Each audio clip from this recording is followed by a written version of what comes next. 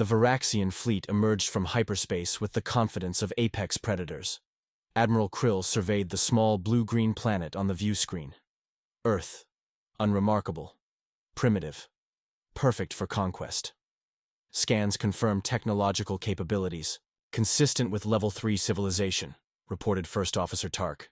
Nuclear capabilities, but no effective space defense systems. Krill chittered with amusement. The Varaxian Empire had conquered 16 systems in the past cycle. Their biochemical weapons were particularly effective. Tailored pathogens that eliminated resistant populations while preserving infrastructure. Earth would fall like all the others. Send the standard ultimatum, Krill ordered. Surrender or face extinction.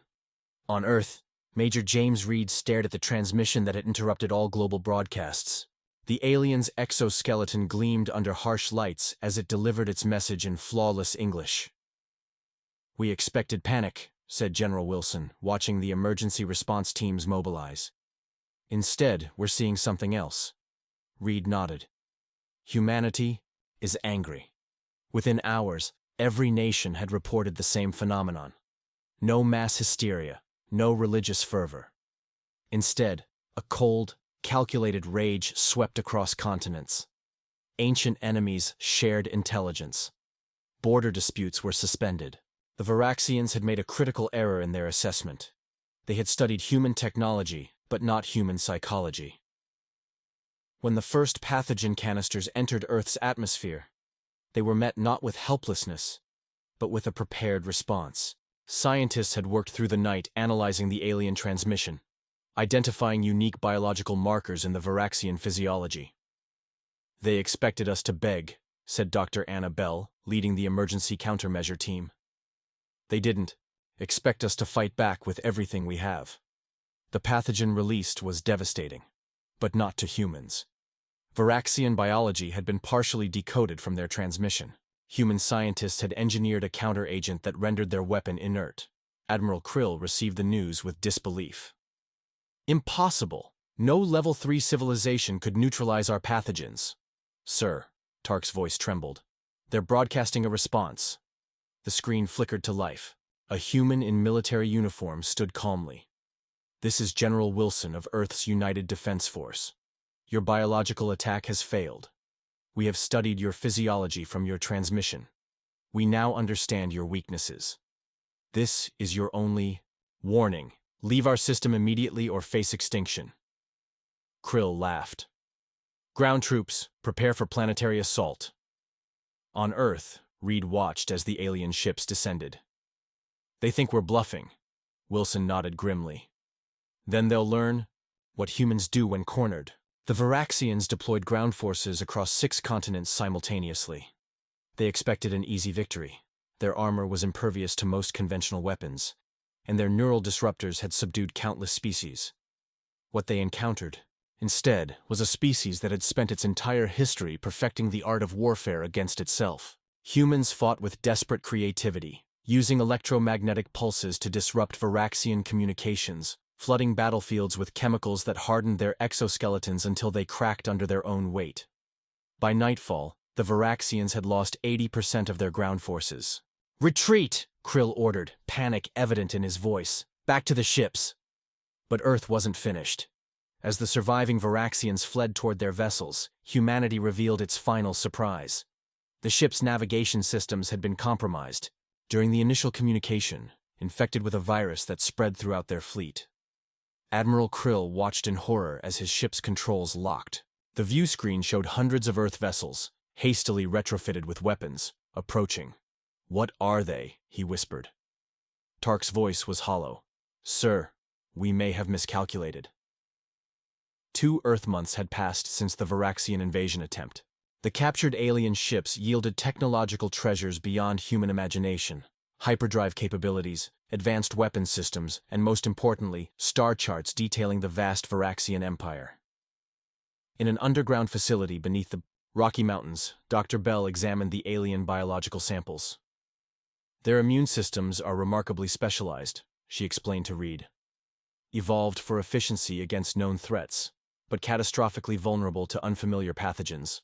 Reed nodded. Like Earth's own history with smallpox and indigenous populations. Exactly, Bell replied. But they've conquered so many worlds they've grown complacent. They believed their biological superiority was universal. In orbit, the first human warships outfitted with reverse-engineered Varaxian technology prepared for their maiden voyage. Operation Counterstrike was no longer theoretical. Humanity had voted overwhelmingly to take the fight to the aggressors. We're not waiting for them to return with a larger force, General Wilson addressed the United Earth Defense Council. We strike now, while they still think us primitive. Admiral Thomas Black, commander of the newly christened EDF Retribution, studied the tactical display. 5 days to the nearest Varaxian outpost using their own hyperdrives. Our scientists have adapted their communications equipment to broadcast on their frequencies. They won't know we're coming until we arrive. On Varix Prime, the Council of Elders received Admiral Krill's final transmission with disbelief. Impossible, hissed Elder Vor. No level 3 species has ever defeated our forces. Yet it appears these humans have done exactly that, replied Elder Nyx. We should dispatch the Imperial fleet immediately. That would leave our core worlds vulnerable to the Drex Confederation, argued Vor. We cannot commit such forces based on one failure. Their debate was interrupted by an aide. Elders, we've lost contact with Outpost Zeta 9. Across the galaxy, the human fleet emerged from hyperspace at the Varaxian outpost. The element of surprise was total. The outpost's defenses were designed to repel conventional attacks. They had no protocols for ships using their own technology. Captain Lisa Drake watched from the bridge of the EDF Vengeance as their weapons tore through the outpost's shields. Broadcast the message, she ordered. Throughout the outpost, screens flickered to life showing a human face. This is Captain Drake of Earth's Defense Force. Your species attempted to conquer our world and failed. We now possess your technology and understand your vulnerabilities. We demand immediate audience with your ruling council to negotiate terms. The outpost commander stared in horror at the human ships. How? It's been only 2 cycles since Krill's expedition. His second-in-command trembled. Sir, they're ships. They're using our own designs but modified. They've improved them. As the Varaxian Empire reeled from this unprecedented development, humanity continued its advance. Earth scientists worked around the clock, improving upon the alien technology, identifying weaknesses in Varaxian systems that their creators had never considered. They built their empire on intimidation and biological warfare, Dr. Bell explained during a briefing. They never needed to innovate beyond a certain point because no one could resist them, until now. Reed studied the tactical display showing human forces spreading through Varaxian territory. We're not just fighting back, we're fighting smarter. Across Varaxian space, their colonies and outposts faced an enemy unlike any they had encountered. Humans, operated with a level of tactical flexibility that confounded their rigid military doctrine. Where Varaxians expected frontal assaults, humans employed guerrilla tactics. Where they fortified against ground attacks, humans deployed nanoscale infiltration devices. Elder Nyx called an emergency session of the council. These humans, she struggled to find words. They adapt at an alarming rate. Our latest reports indicate they've already improved upon our hyperspace technology. Elder Vor's exoskeleton had paled with stress. How is this possible? They were planet-bound mere cycles ago. Because, replied Nyx grimly, we made the mistake all predators eventually make. We assumed our prey was weak simply because it was different. The Varaxian embassy ship approached Earth with caution, broadcasting surrender protocols on all frequencies. Just 6 months after the initial invasion attempt, the balance of power had shifted dramatically. Humanity now controlled a significant portion of what had once been Varaxian territory. Inside the United Nations headquarters in New York, now expanded to accommodate alien diplomats, Elder Nyx faced General Wilson across a polished table. Sorry. Underestimated your species, Nyx admitted, mandibles clicking nervously. The Council offers reparations and non-aggression pacts. Wilson's expression remained impassive. We're not interested in conquest, Elder Nyx. We're interested in security. Your empire threatened our existence. We responded accordingly. In orbit, human ships maintained vigilant watch over the Varaxian embassy vessel. Captain Drake monitored communications from the bridge of the Vengeance. now retrofitted with technologies derived from 3 different alien species encountered during humanity's rapid expansion. "They still don't understand," Drake commented to her executive officer. "They see our restraint as weakness." "Predator thinking," replied Commander Jack West. "They measure everything in terms of domination." Meanwhile, in research facilities across Earth, scientists continued analyzing alien technology. Dr. Bell had made a breakthrough in medical applications, adapting Varaxian cellular regeneration techniques to human physiology. "Their bodies repair themselves differently," she explained to Reed, now Colonel Reed of Earth's Expeditionary Force. "They evolved with redundant systems, but the repair mechanism is remarkably efficient. We've modified it to work with human cells." Reed nodded. "How soon until practical application?" "We're already seeing results with terminal patients," Bell replied. "Cancers in remission, neural pathways regenerating in stroke victims. We've adapted their weapons of war into tools of healing." The negotiations with the Varaxians continued for weeks. Other galactic powers observed with growing interest. The Drex Confederation, longtime rivals of the Varaxians, sent diplomatic envoys to Earth, curious about the species that had accomplished the impossible. Drex Ambassador Tull towered over his human counterparts, his crystalline body refracting light in complex patterns. "Your species has achieved in months what others haven't managed in centuries," he observed. "The Varaxians' biological warfare strategy faltered against you." "How?" "Adaptability," replied Dr. Marcus Field, Earth's xenobiological expert.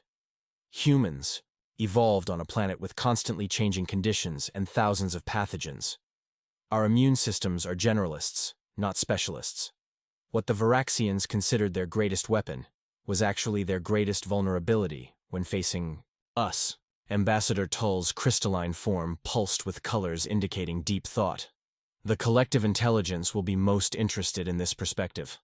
We have always approached problems from a position of unified consensus, whereas humans," Field smiled, "thrive on disagreement. Our greatest advancements often come from challenging prevailing wisdom." As humanity's influence expanded, so did their understanding of galactic politics. The Varaxian Empire had maintained power through fear and biological intimidation. The Drex controlled their sector through collective technological superiority. Other species had carved out niches through specialized adaptations to specific environments. Humans, however, excelled at none of these things individually, but demonstrated remarkable capacity in all of them collectively. In a classified briefing, General Wilson addressed Earth's leadership. "We now know of 17 spacefaring civilizations within our accessible region of the galaxy. Each evolved with specific advantages. The Varaxians with their biological warfare, the Drex with their hive mind computing, the Meraki with their gravitational manipulation." He paused, letting the information sink in. "What none of them have is humanity's greatest strength, our adaptability. Our willingness to learn from others, to improve upon existing designs, to question established methods." Colonel Reed added, "And our history of conflict. We spent millennia fighting ourselves, developing countermeasures against our own tactics. When the Varaxians attacked, we didn't panic. We applied lessons learned from thousands of years of human warfare." Dr. Bell nodded. "They never stood a chance." 1 year after first contact, humanity had established diplomatic relations with 11 alien civilizations and defensive pacts with 4. The Galactic Assembly, once dominated by the Varaxians and Drex, now included human representatives who brought unpredictable perspectives to ancient problems. "The humans suggest we modify the Kellian Treaty to include provisions for evolutionary divergence," announced the Meraki representative, their gravity-defying form hovering above the assembly floor. Elder Nix, now serving as the diminished Varaxian, Empire's chief diplomat, chittered in disbelief. "The treaty has stood for 12,000 cycles. These humans have barely achieved spaceflight, and they presume to revise our foundational agreements?" Ambassador Mark Ryan of Earth remained calm. "With respect, Elder, the treaty was designed when all known species followed predictable evolutionary paths. Earth's biodiversity suggests there may be many more exceptions than your scientists anticipated. The human delegation had brought not just military might to the galactic stage, but intellectual frameworks that challenge dogma.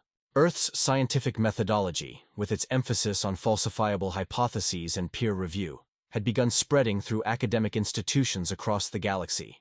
On Earth's first extrasolar colony, New Horizon, a unique experiment was underway. Unlike the segregated colonies maintained by other species, New Horizon welcomed scientists and civilians from 7 different species, creating the galaxy's first truly integrated settlement.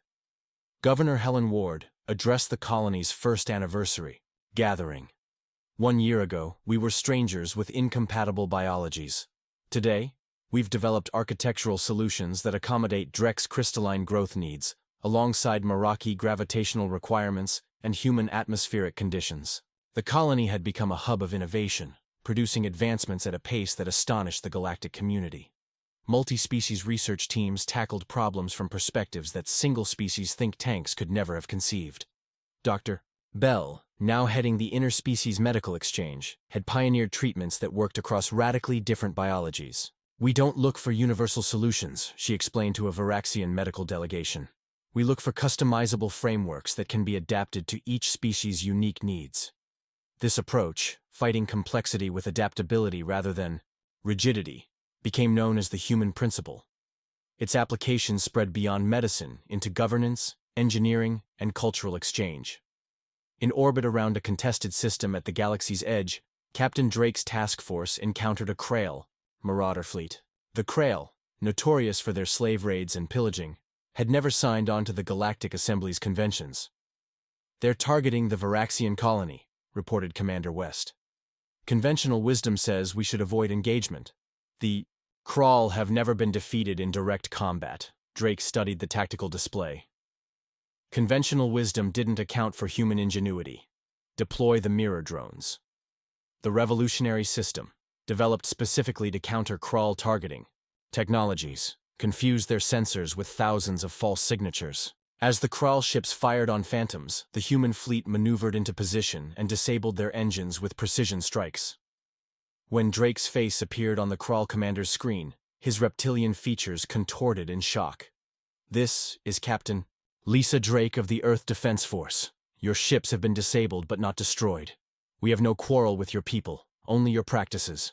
Representatives from the Galactic Assembly are en route to discuss terms." Word of the engagement spread quickly. The Kraul, undefeated for millennia, had been neutralized without a single casualty on either side. In a secure chamber on Varix Prime, Elder Nyx met with her most trusted advisors. "The humans continue to defy expectations. They protected our colony despite our past hostilities." Her chief strategist clicked his mandibles nervously. "They're securing allies throughout the quadrant. Their approach is unlike anything in our historical records. They don't seek to dominate, they collaborate, innovate, protect." "And that," replied Nyx, "makes them more dangerous than any conquering empire. They're changing the fundamental rules of galactic politics." On Earth, Colonel Reed reviewed intelligence reports with growing concern. Despite humanity's diplomatic successes, threats loomed on the horizon. Ancient species from the galactic core had taken notice of the upstarts from Sol, and not all were pleased with the shifting balance of power. "They call themselves the Architects," Reed explained to the Security Council. "According to Drek's records, they were exploring the stars when our ancestors were still using stone tools." The Architect's emissary arrived without warning, its ship materializing in Earth orbit through technology that rendered human sensors blind. The vessel defied conventional design, a geometric impossibility that seemed to fold space around itself. The being that emerged during the hastily arranged summit appeared humanoid, but wrong in subtle, disturbing ways. It introduced itself as Observer, its voice resonating directly in the minds of those present. "Your species has disrupted established patterns," Observer stated without preamble. "The Architects have maintained galactic equilibrium for millions of years. Your expansion threatens this balance." General Wilson maintained his composure despite the psychic intrusion. "We seek peaceful coexistence, not dominance." "Yet dominance follows in your wake," replied Observer. "Species that maintained stable relationships for thousands of years now adopt human governance models. Technologies evolve along unpredictable vectors. The architects cannot permit such chaos. Ambassador Ryan stepped forward. With respect, observer, humanity has earned its place among the stars. We've formed alliances, shared knowledge, defended others. Your concept of earning is irrelevant, observer responded. The architects determine cosmic order. You have 3 solar cycles to contain your influence within your home system. All colonies must be abandoned. All technologies shared must be reclaimed. All diplomatic pacts dissolved. The ultimatum sent shockwaves through Earth's leadership. Capitulation meant surrendering everything humanity had achieved. Defiance meant confronting beings of unfathomable power. In a secure facility beneath Geneva, Earth's leadership convened an emergency session with representatives from their closest alien allies. Ambassador Tull of the Drex Confederation spoke first, his crystalline form pulsing urgently. The architects are not myth. Our ancestral records speak of civilizations erased for defying their edicts. Yet you're here supporting us, noted Dr. Field. Because the architects' stagnation has lasted too long, replied Tull. Their concept of balance preserves power structures that benefit the earliest spacefaring races. Your species has demonstrated a better path, collaborative advancement rather than enforced stasis. Elder Nix, representing the Varaxians, added, "We began as your enemies, yet now stand as allies. This alone demonstrates the fallacy of the architect's position. Dynamic systems outperform static ones, a lesson our empire learned painfully." As discussions continued, Colonel Reed worked with Dr. Bell on a radical contingency plan. If conventional resistance proved impossible, humanity would need an alternative approach. Their technologies operate on principles we barely comprehend, Bell explained, reviewing scans of the architect vessel. But their psychology might be their weakness. They've maintained unchallenged authority for millions of years. They've never needed to adapt. Reed nodded. While adaptation is humanity's defining trait, across human territory, preparations accelerated. New defense systems integrated technologies from a dozen species. Civilian populations trained for emergency protocols. Scientists worked around the clock analyzing the limited data available. On the architects. "We're not just fighting for ourselves now," Captain Drake told her multinational crew. "We're fighting for a future where diversity of thought and approach is valued, not suppressed." As the deadline approached, humanity made its decision. They would not withdraw. They would not surrender their colonies or sever their alliances. Instead, they prepared a demonstration. When Observer returned for Earth's answer, it found not submission, but a unified front. Representatives from 17 species stood alongside humans in a display of solidarity unprecedented in galactic history. Ambassador Ryan addressed the architect emissary. "We reject your ultimatum. Not just humanity, but all species represented here. We choose cooperation over control, adaptation over stagnation." Observer's form flickered with what might have been surprise. "Then you choose extinction. The architects have erased civilizations far more advanced than yours." "Perhaps," Ryan replied calmly. "But they've never faced a coalition like this. We don't fear your power, Observer. We pity your inability to recognize that true cosmic balance comes not from enforced order but from collaborative evolution." As Observer departed, the Earth-led coalition activated their contingency. Throughout architect-controlled space, beacons deployed by stealth ships began broadcasting information previously suppressed. Scientific discoveries, governance alternatives, cultural exchanges from the human-allied territories. The message was clear. Ideas couldn't be erased as easily as civilizations. The architect's response was swift and terrible. Ancient weapons long dormant activated throughout the galaxy. Stars flared with artificial solar storms. Wormholes collapsed, isolating entire sectors. On 3 human colony worlds, the very laws of physics began to warp. On the bridge of the EDF Retribution, Admiral Black watched as the tactical display showed approaching architect vessels, if such impossible constructs could be called vessels at all. "They're unlike anything we've encountered," reported his science officer. "They don't move through space so much as redefine it around themselves." Black's expression remained resolute. "Deploy the phase shift network across human-controlled space. Thousands of synchronized devices activated simultaneously, based on technology adapted from the Meraki and enhanced by human theoretical physics. The network created a cascading dimensional interference pattern. The architect's reality warping capabilities suddenly encountered resistance. Not enough to stop them, but enough to slow their advance. On Earth, Dr. Bell monitored the effectiveness of the defense. It's working, but not indefinitely. The architects are already adapting. Colonel Reed nodded grimly. Then we proceed to Phase 2. Throughout the contested regions, human and allied ships executed a coordinated maneuver.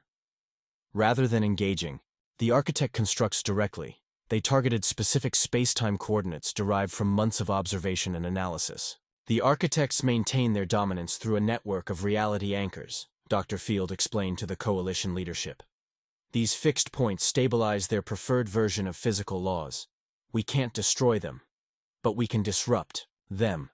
The strategy wasn't to defeat the architects militarily, an impossibility given the technology gap, but to create enough instability in their control systems to force negotiation. On New Horizon Colony, Governor Ward coordinated the civilian response. As reality fluctuated around them, multi-species engineering teams deployed countermeasures designed to stabilize local spacetime. What the architects could do on a galactic scale, the coalition was attempting on a planetary one. We're the antibodies, Ward told her people. Small, specialized, and everywhere at once. The conflict escalated beyond conventional warfare into something more fundamental, a battle over reality itself. The architects commanded cosmic forces with the ease of gods. The coalition responded with scientific ingenuity and evolutionary adaptability. After 3 days of reality-warping conflict, Observer appeared before a joint session of coalition leadership. Its form appeared less stable now, flickering between states of matter. You cannot win, it stated, though its psychic voice carried a new undertone, uncertainty. The architect's understanding of cosmic principles is absolute. Ambassador Ryan stood firm. Yet here we are, still fighting, still adapting. Your weapons reshape reality, but our scientists counter with innovations you never anticipated. This conflict could continue indefinitely. Unacceptable, Observer replied. Cosmic balance must be maintained. Then perhaps, suggested Ryan, your definition of balance requires updating. Static equilibrium inevitably fails against dynamic systems. This is not just human wisdom, it's universal physics. For the first time, Observer seemed to consider rather than dictate. Its form stabilized momentarily as it processed this perspective. The architects have encountered resistance before. All eventually failed. Because they fought alone, Ryan responded. We fight together, combining the unique evolutionary advantages of 17 species. We don't seek to replace your cosmic order. We seek to enhance it through diversity. Throughout coalition space, the battle continued. On the medical station orbiting Jupiter, Dr. Bell worked frantically to counter a reality distortion that threatened to unravel DNA itself. Her team, human, Varaxian, and Drex, approached the problem from 3 different evolutionary perspectives. The architects attack through 11-dimensional manipulation, noted her Varaxian colleague. But their patterns follow predictable sequences. Because they haven't needed to innovate for millions of years, Bell realized. They're powerful, but predictable. This insight spread through coalition forces. The architects' attacks, while devastating, followed ancient patterns. With each engagement, coalition forces adapted their defenses more quickly, countering attacks that had once obliterated entire civilizations.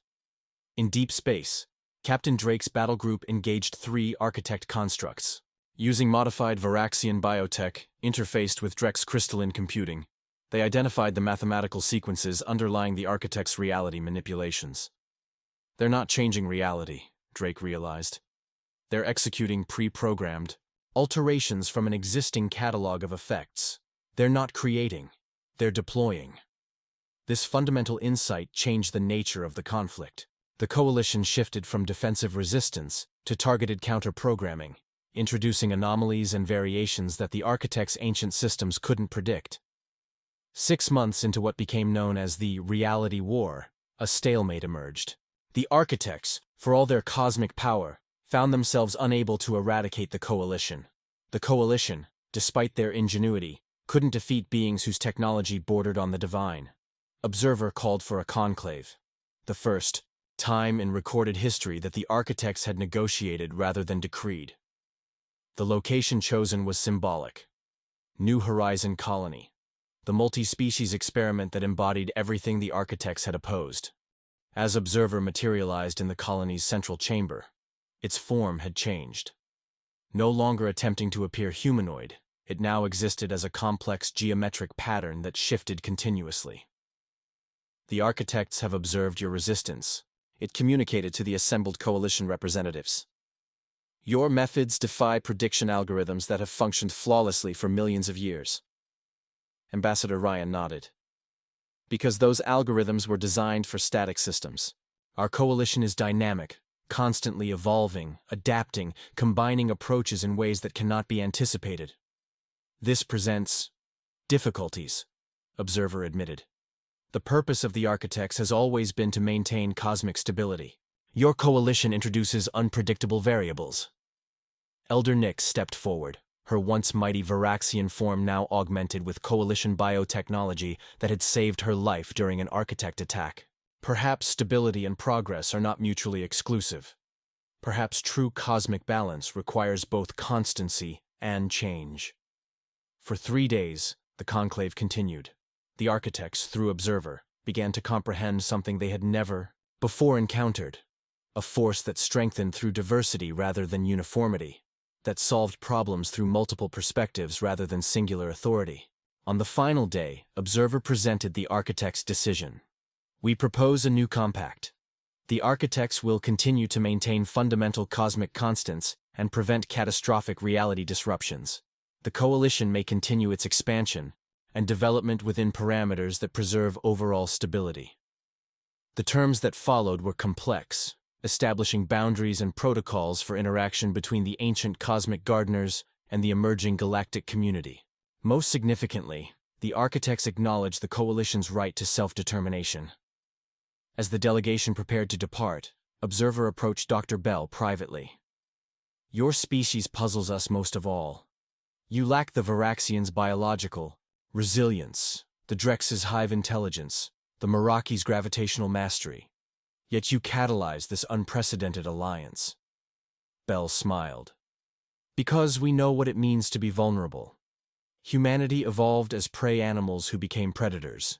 Through cooperation and tool use, we understand both weakness and strength intimately. An interesting perspective, Observer acknowledged. The architects evolved beyond such concerns eons ago. Perhaps that's why you needed to encounter us, Bell suggested. Some lessons can only be learned through struggle. In the years that followed, the galaxy transformed. The Reality Compact established new principles of coexistence between ancient powers and emerging civilizations. The Coalition expanded, welcoming new species who brought fresh perspectives and evolutionary advantages. Humanity's role evolved from upstart disruptors to mediators who bridged philosophical divides between species. Earth became a center for galactic diplomacy, education, and cultural exchange. On the 10th anniversary of First Contact, Colonel Reed, now Admiral Reed, stood with Dr. Bell on the observation deck of Harmony Station, watching ships from 24 species dock at the massive structure. When the Varaxians first attacked Earth, Reed reflected, they called their message the Chronicle of Human Extinction. They believed they were documenting our final moments. Bell nodded. Instead, they witnessed the beginning of something unprecedented. The architects called us a horror, Reed continued, a disruption to their perfect order. And now they study us, Bell replied. They've established research, outposts throughout human space, trying to understand our adaptability. Below them, the station's central plaza filled with beings from across the galaxy, former enemies, now colleagues, rivals, now partners. What the Varaxians had intended as conquest and the architects had labeled disorder had instead become the foundation for a new galactic society. The true chronicle of humanity wasn't horror, but hope. The demonstration that differences could become strengths, that adaptation outperformed stagnation, that cooperation yielded greater results than domination. As a young Varaxian scientist encountered a Drex engineer and a human theoretical physicist, deep in animated discussion about dimensional mathematics, Observer watched from across the plaza. After millions of years enforcing cosmic uniformity, the architects were learning a lesson humanity had discovered in its evolutionary infancy. True stability comes not from enforced order, but from dynamic equilibrium. The balance between tradition and innovation, between preservation and progress.